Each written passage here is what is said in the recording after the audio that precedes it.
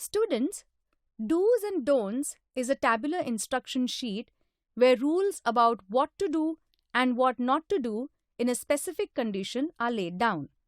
In do's and don'ts exercises, information is conveyed from a continuous paragraph to a table.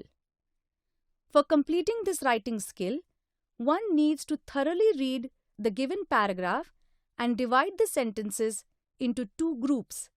That is, those activities one should do and the other should be don'ts. Certain statements give us a clear-cut indication whether they should be used in do's or don'ts. One must search for the keywords such as avoid, refrain, prevent, etc. The sentences which have these words should be put in don'ts. Another point one should remember while writing do's and don'ts is that the sentences should start with a verb. That is, it should be an imperative sentence. It should be in short. Let us have a look at an example tip about hair care and write it in do's and don'ts table. We must take proper care of our hair. Healthy hair looks beautiful and makes us look good. It is important to keep our hair clean by washing it regularly with soap or shampoo.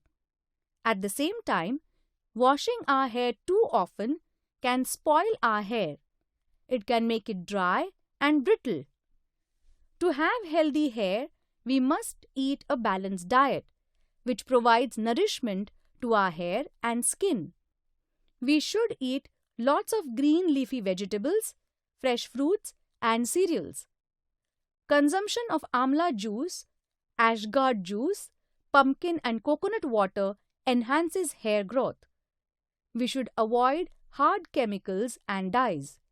We should also avoid the intake of maida, fine flour, and deep-fried dishes, sweets made of white sugar, soft drinks, tea and coffee.